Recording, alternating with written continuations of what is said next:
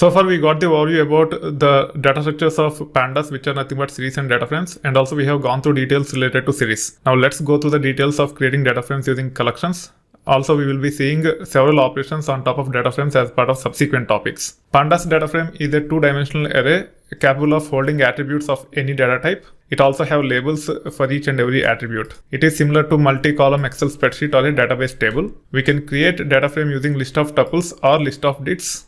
And also we can create data frames using data from files. However, how to create data frames using files, we'll have a look at it later. For now, just focus on how to create data frames using collections such as tuples and digits. We need to have list of tuples or list of digits to create a data frame. Now we need to import the pandas. In this case, I'm importing as PD. First, let us understand how to create pandas data frame using list of tuples. You can see that the list have three tuples.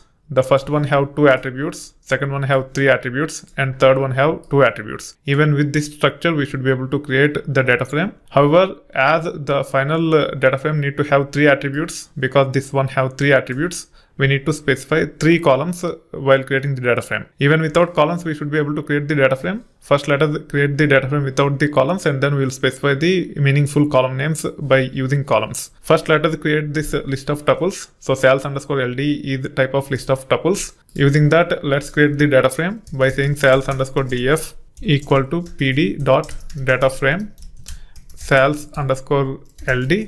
It should be able to create the data frame. You can actually preview the data frame by saying sales_ds like this. And you can see that the names of the columns are system generated numbers starting from 0. However, if you wanted to specify specific column names, you have to pass column names satisfying all the attributes in our data frame. In our case, we have 3, and these are the names which we want to use.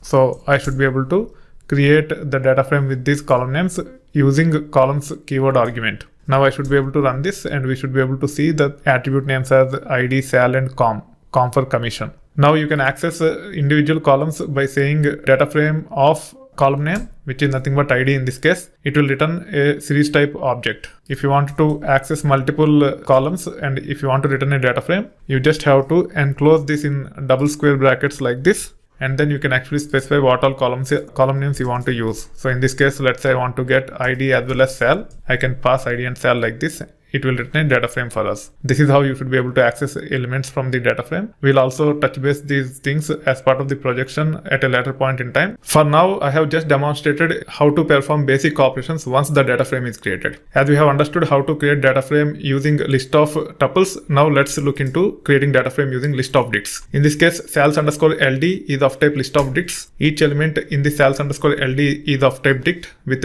two attributes ID and sal. When we try to create a data frame using list of digits, column names will be inherited automatically using keys from the dict that are part of our list. So in this case, I can say pd.dataframe, and then I can pass the list of digits, which is nothing but sales_ld here. So sales_df is of type data frame. We should be able to preview it. You can see the attribute names as ID and sal, which are inherited from the keys from the dict that is part of our list of digits which we have created earlier. Now we should be able to access the ID attribute values by saying data frame name of ID like this, which we have seen earlier as well.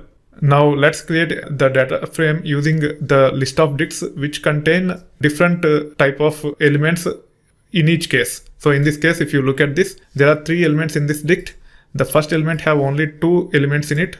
The second element, which is a dict, have 3 elements, and the third one again have 2 elements. Now we want to create a data frame out of this. We can just create the list of digits first, then we can actually create the data frame by saying pd.dataframe and pass the dict to it or list of digits to it. It will create the data frame for us. We can preview the data and we can see that it have 3 fields, ID, sal, and com. As first and third element in the list of digits doesn't have commission, they are replaced with not a number values here. If it have commission, as in the second record within the list of digits, you can see the commission represented here. So this is how you should be able to create data frame using list of digits or list of tuples as demonstrated earlier. As we have understood how to create data frames using list of tuples or list of digits, let's perform some basic operations which are applicable across almost all the data frames in the pursuit of exploring the data frames to understand what data frames contain.